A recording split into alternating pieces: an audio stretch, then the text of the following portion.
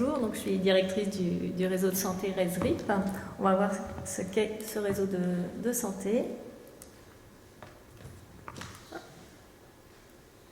Donc c'est un réseau de santé pour les enfants qui peuvent être inclus jusqu'à l'âge de 18 ans, habitant en Île-de-France. Les patients sont atteints donc, de rhumatisme inflammatoire chronique, sont des maladies rares. Donc on prend en charge les enfants donc, atteints d'arthrite juvénile idiopathique. Ça représente 55% des patients du réseau. Mais il y a aussi d'autres pathologies rares, connectivite, maladie auto-inflammatoire, uvéite. En fait, on prend en charge 12 pathologies rares. Le réseau RESRIP est un réseau de santé qui est agréé par l'Agence régionale de santé Île-de-France et qui fait le lien entre l'hôpital et la ville. Donc, quand le patient a été diagnostiqué, on fait en sorte de le soutenir au domicile et dans sa vie de tous les jours. Alors pourquoi ce réseau a été créé? C'est du fait que ce soit des maladies peu connues, qu'il ait besoin de professionnels de santé formés, soutien du médecin traitant et qu'il y a un fort accompagnement scolaire à avoir. Ce sont des maladies qui nécessitent du coup une prise en charge multidisciplinaire coordonnée. Alors, le RESRIP, effectivement, ça va vite, très sensible. Le RESRIP est vraiment au cœur de la prise en charge. On soutient donc les enfants et la famille au quotidien. Tout d'abord dans une prise en charge, je dirais physique, quand les patients ont effectivement des douleurs, ont des limitations, on est amené, je vous montrerai plus tard, à mettre en place des kinésithérapeutes, psychomotriciens. Il y a aussi une grande part d'anxiété dans la chronicité des maladies. Là, on va aider dans la mise en place de thérapies alternatives, de psychologues. Et on est très présent au niveau scolaire pour éviter la stigmatisation à l'école et le décrochage scolaire. Et on a aussi un programme d'éducation thérapeutique qui est agréé par l'Agence régionale de santé et qui est là effectivement pour aider les patients et les familles à comprendre leurs maladies, les traitements et mieux gérer le quotidien. Les deux objectifs du réseau... Bon, je m'excuse, vraiment. Mais...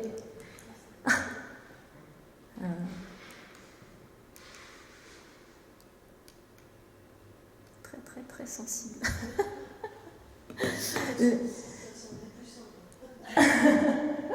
Les deux objectifs principaux du réseau, donc, c'est la coordination du parcours de santé, auquel est intégré le programme d'éducation thérapeutique, le programme aussi de transition. On accompagne les enfants de la pédiatrie jusqu'à le passage à la médecine de l'adulte.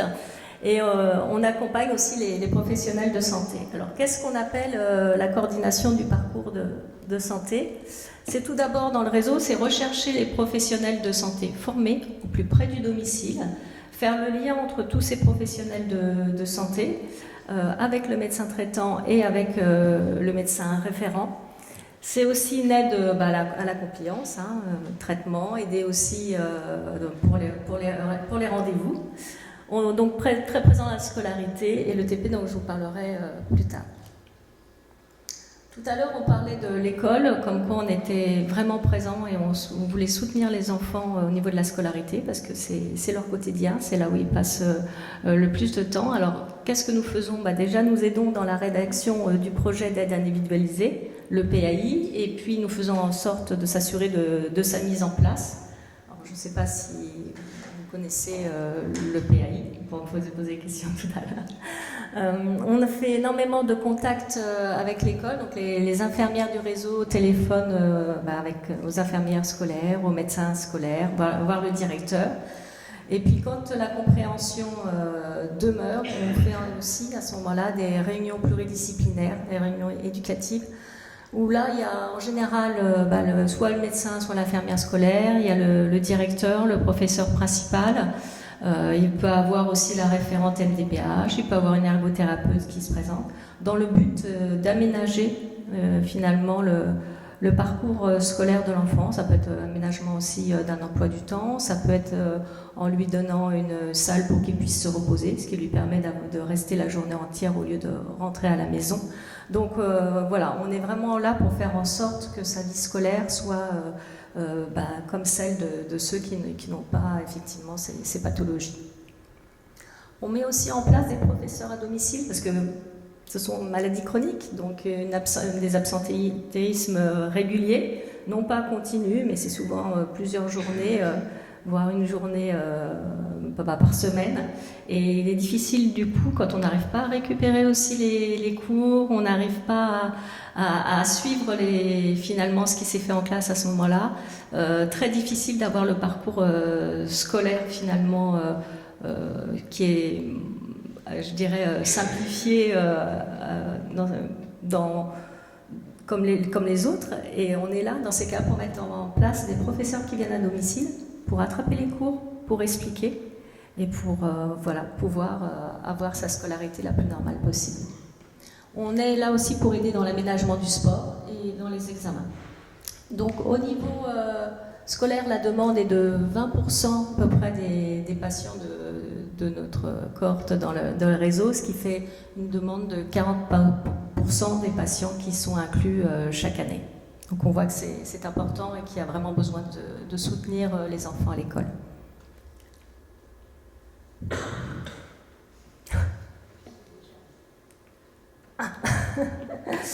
Concernant l'éducation thérapeutique, le programme du réseau s'appelle le programme Mirage, maladie inflammatoire rhumatismale adolescent jeune enfant. Il a été agréé en 2015 par l'ARS et c'est un programme vraiment unique. Pourquoi ? Parce qu'il est fait en ville. Déjà, on sort du cadre hospitalier et il est transversal. Comme je vous disais tout à l'heure, le réseau soutient 12 pathologies, donc on ne pouvait pas faire un ETP par pathologie. Par contre, on s'est rendu compte qu'il y avait des thèmes qui revenaient et qui étaient communs à toutes ces pathologies. Et c'est ce qui nous a permis de créer ces ateliers donc, pour soutenir les patients. Ces ateliers sont pour tous les âges, donc on commence très tôt. Pour les petits, à chaque fois de 3-6 ans, pour les enfants de 6 à 9 ans, les adolescents 10-15 ans et les parents. Donc à chaque fois qu'on fait un atelier, on a 4 groupes. Donc ce qui fait quand même je dirais une organisation conséquente, puisque à chaque fois il y a 2 animateurs par atelier. Et on peut voir aujourd'hui qu'on a à peu près une moyenne de 25 participants par atelier. Alors ces ateliers peuvent être collectifs ou individuels. Et c'est vrai que chaque année, on crée de nouveaux ateliers. Et il y a eu aussi, notamment pendant la période Covid, il a fallu pouvoir continuer à faire le lien avec les patients et à pouvoir faire bénéficier les patients effectivement de ces ateliers. Et on a créé des ateliers en Zoom, et notamment pour le sport, pour que les enfants continuent à pouvoir mobiliser les articulations, pouvoir continuer à bouger. Mais ça, c'est un des ateliers qui a été créé, mais il y en a d'autres qui sont à venir. Pour pouvoir animer ces ateliers, nous avons aussi créé des outils. Alors, des outils, ça va être le nuancier médicaments, aussi bien pour les traitements de fond que le traitement de crise, donc ce qui permet aux jeunes enfants de reconnaître ses médicaments et ça l'aide dans sa prise, savoir quand est-ce qu'il doit le prendre.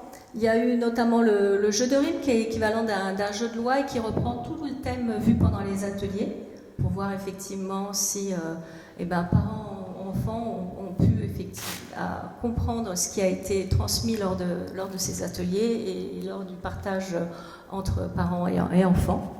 Bon, les cartes photo-expression qui sont des classiques. Et puis on avait créé aussi un atelier diététique, donc une diététicienne a mis en place des recettes spécifiques pour notamment les enfants qui sont sous corticoïdes. Voilà, on essaye aussi aujourd'hui de faire en sorte de pouvoir travailler sur l'alimentation. Donc voilà, de nouveaux ateliers qui ont été créés. Il y a aussi des outils dans le quotidien que nous mettons en place. Le fait de rencontrer des familles, on voit ce qu'elles demandent aussi, ce qu'elles ont besoin dans le quotidien. Et on a pu faire des mémos. Effectivement, je pars en voyage, qu'est-ce qu'il faut que je fasse par rapport à mes traitements. Il y a aussi donc, le soleil, se protéger, surtout qu'il y a des maladies dans le réseau qui ont besoin de beaucoup plus de protection. Et puis, c'est pareil, je fais mon injection seule, donc des petits rappels. Donc, faut savoir que tous ces outils sont sur notre site, donc vous pourrez les retrouver si vous voulez effectivement avoir ces fiches. Le deuxième objectif, et c'est effectivement une aide, un soutien pour les paramédicaux, les médicaux, comme on disait, les médecins scolaires. On fait beaucoup de formation médicale continue, donc auprès des internes, auprès des jeunes médecins, auprès des médecins scolaires et puis même auprès des kinésithérapeutes aussi. Savoir prendre en charge ces patients et faire en sorte que la kinésithérapie soit vraiment adaptée à ces pathologies. C'est pareil pour les infirmières, on fait des formations par rapport à l'injection. Hein. Là, on parle d'enfants, donc toutes les infirmières ne sont pas à l'aise forcément avec les enfants. Il faut une distraction pour pouvoir faire les injections. Donc tout ça, tout ça est mis en place. Ouais, et puis il y a d'autres outils ensuite qui sont développés. Alors notamment... Je m'excuse. Notamment par rapport à votre question tout à l'heure, il y a des fiches d'urgence qui ont été réalisées pour les médecins traitants, justement pour pouvoir, quand ils ont ces patients qui viennent avec certains médicaments et voir si effectivement la compatibilité est possible avec ce que le médecin généraliste veut donner. Ou tout autre cas. Aujourd'hui, il y a plusieurs fiches qui ont été réalisées, donc on essaye de soutenir aussi les médecins de premier recours. Il y a eu aussi un mémo pour la rédaction du PAI, sur lequel peuvent s'appuyer les médecins référents, les médecins hospitaliers ou le médecin traitant. Alors les médecins traitants, pour nous, c'est médecins généralistes ou pédiatres. Pour pouvoir rédiger les PAI. On a fait ici un récapitulatif de tout ce qu'il y a besoin à l'école. Donc ça peut être effectivement, s'il y a une polyarthrite avec une uveitis, bien placer aussi l'enfant, je dirais, sur les premiers rangs pour qu'il puisse voir mieux. Ça peut être, l'enfant a besoin de se lever parce que difficile à rester effectivement longtemps assis, donc ça peut être de lui autoriser de se lever, marcher un peu, ce qui lui permet d'après de pouvoir continuer à suivre les cours beaucoup plus facilement. Donc c'est beaucoup comme ça d'actions qui allègent le quotidien à l'école. Et puis nous sommes après très présents au niveau aussi des communications dans les revues spécialisées, toujours par rapport aux différents médecins de premier recours ou aux jeunes pédiatres, pour diffuser cette connaissance sur l'arthrite juvénile et qu'ils puissent reconnaître au moins les premiers signes pour après, s'ils ne peuvent pas diagnostiquer, envoyer vers des rhumatopédiatres pour que le diagnostic soit posé le plus vite possible, pour que le traitement soit donné aussi le plus vite possible. Et lors des congrès aussi, vous pouvez effectivement nous voir. On fait régulièrement des posters pour expliquer ce que fait le réseau et voir un petit peu l'évolution de ces pathologies. Donc, à l'heure d'aujourd'hui, depuis 2013, nous avons inclus 643 patients. Nous travaillons chaque année avec 178 infirmières libérales et un peu plus de 200 kinés. Donc on a vraiment des partenariats, ce sont des professionnels que nous trouvons, que nous formons et avec qui nous sommes en lien en permanence. Vous pouvez tout retrouver sur notre site resrip.fr, aussi bien des explications sur les pathologies que les outils, et puis voir aussi le programme d'éducation thérapeutique, les différents ateliers qui sont faits. Donc n'hésitez pas à aller sur le site, vous aurez beaucoup de renseignements. Je vous remercie. Merci beaucoup. Vous nous rejoignez un petit peu. Pardon, le micro c'est un petit peu éteint. Je parle trop, hein, c'est ça? Vous avez fait exprès? On va quand même... J'ai posé une question très prosaïque. C'est financé entièrement et c'est gratuit pour les familles, les enfants? Pour les familles, attendez, peut-être on va mettre le micro. Non, vous n'avez rien à toucher. Là, c'est bon? Allez-y. Non, toujours pas? Ouais. Oui. Bon. Oui, c'est mieux. Oui, pour les familles, c'est gratuit. C'est financé par l'Agence régionale de santé, mais tous les patients n'ont rien à payer. N'ont rien à payer. Très bien. Excusez-moi, vous avez dit 2015. Vous avez visiblement fait la preuve de l'efficacité. Alors là, c'est le TP. C'est le TP. Et le réseau a été créé depuis 2013. 2013. Oui. Est-ce que ça a été un petit peu décliné dans d'autres régions? Parce que... Alors on souhaiterait. On a des demandes des différents médecins des centres hospitaliers de province pour pouvoir développer le réseau. Après, voilà, financièrement, il faut trouver effectivement l'argent pour pouvoir le développer. Parce qu'en fait, le réseau a des salariés. Il est composé il y a 3 infirmières, une secrétaire, une directrice et 2 médecins rhumatopédiatres à mi-temps. Donc il y a des inégalités de santé en France. On aimerait pouvoir le développer. Donc. Quelque chose qui marche aussi bien, j'imagine qu'en plus l'évaluation même médico-économique est très favorable. Oui, c'est vraiment très favorable et c'est vrai que un bon partenariat avec les médecins et ils voient qu'effectivement les enfants qui sont pris en charge dans le réseau arrivent plus facilement je dirais au niveau de la compliance, au niveau des traitements, ça aide énormément. Et puis le scolaire, ça c'est une très très très grande. Vous militez pour que ce soit décliné parce que moi je suis un des médecins coordinateurs de ce réseau et je trouve ça fantastique pour les familles. Il n'y a pas photo quand on voit les patients qui en bénéficient et nous on a des patients qui viennent hors Île-de-France et donc malheureusement on ne peut pas leur en faire bénéficier. On a souvent des patients qui nous demandent de rentrer dans le réseau ou des gens de province qui nous disent mais on a besoin de ça nous aussi. Donc on serait très pour le développer. ACS France, vous savez ce qu'il vous reste à faire? Un peu de lobbying quand même. Il faut savoir qu'effectivement quand un enfant va rentrer dans les réseaux, on rencontre la famille déjà à domicile. Pour chaque inclusion, on va à domicile pour pouvoir discuter, ça dure près d'1 heure et demie, 2 heures avec l'enfant et la famille. Ce qui permet de revoir aussi tout ce qu'a besoin l'enfant et les parents. Et après, finalement, on se charge de tout mettre en place. Donc on a un véritable soutien. Les familles n'ont pas besoin de chercher les kinés, les infirmières, les psychologues.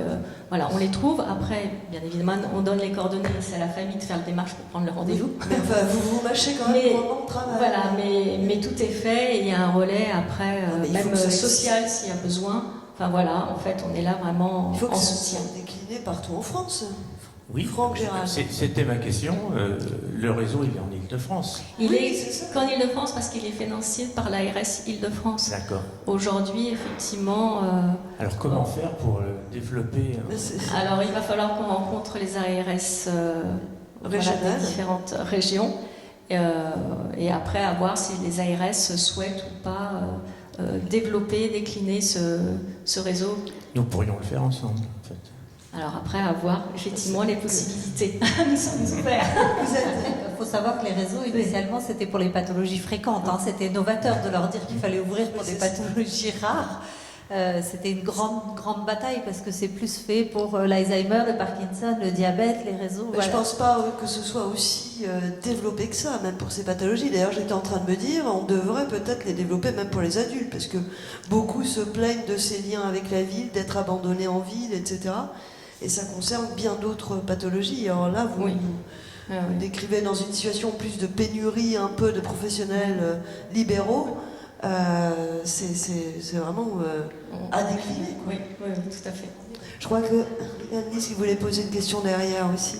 Oui, je trouve ça vraiment super et je suis vraiment admirative du fait déjà que vous ayez réussi à sortir ce programme en vie, parce qu'en général, c'est le financement, vous dites ARS, mais en général, c'est souvent un financement aussi sur des lignes hospitalières, enfin de budget hospitalier, donc ça, c'est vraiment super.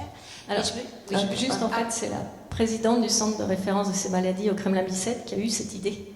Ah bah, et qui s'était rendu compte que lorsqu'elle recevait ses patients, ils n'avaient pas forcément pris les médicaments, ils n'avaient pas trouvé le kiné, et c'est là qu'elle a eu l'idée de dire il faut qu'on les aide en ville. Donc effectivement, elle a réussi à avoir le financement de l'ARS en étant à l'hôpital pour aider en ville. Bravo. Et alors je me disais, pour le démultiplier, peut-être que la première marche, ce serait de convaincre vos collègues donc rhumato. Ils sont convaincus, j'ai une demande des professeurs. Ils nous envient en permanence, mais après, le problème, c'est que vous savez que toujours si simple. Les ARS sont très indépendantes l'une de l'autre. Oui. Donc, Elles n'ont pas les il mêmes faudrait un financements. financement. Elles n'ont pas les mêmes financements. Voilà. Mais les médecins sont demandeurs chaque année. Donc, mais c'est vrai que là, nos infirmières, quand je disais, elles se déplacent à domicile. Donc, c'est embaucher une infirmière, mais c'est embaucher la voiture qui va derrière. Voilà. Donc, il faut quand même prévoir. C'est quoi le budget? Vous avez une idée du coût de ces... Là, je préférais pas le dévoiler. Mais non, c'est par rapport à l'ARS.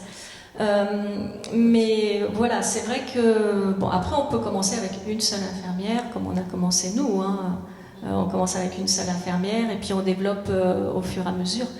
Il faut aussi un dossier informatisé patient. Bon, ça, il existe déjà. Donc voilà, il a fallu tout développer, d'où le financement. Je pense qu'on devrait pouvoir y réfléchir sérieusement. Oui. Et l'autre chose vraiment je connais bien le fonctionnement du PAI, donc dans les écoles, Oui. et de voir que vous êtes capable, que vous avez trouvé la solution pour avoir des cours pour le jeune, etc., Oui.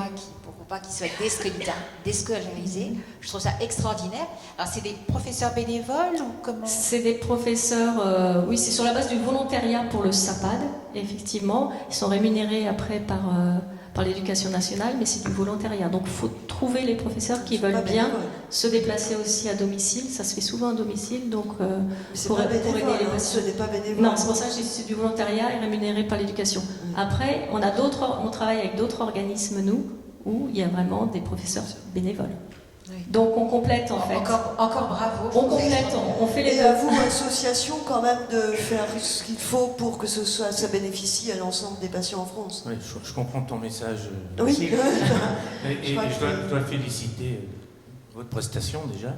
Et en fait, si Madame la professeure Conepo n'est pas là, c'est parce que elle transmet aussi sa passion à Alger, au congrès de la Société algérienne de rhumatologie qui tient ces 3 jours là. Et pour l'avoir vue là-bas, comment elle s'implique aussi auprès de la rhumatologie dans un pays qui n'a pas les mêmes moyens pour la santé qu'en France. Voilà. Donc bravo. D'autres questions peut-être avant de libérer? D'autres questions? Non? Ah oui, ça a été magnifique.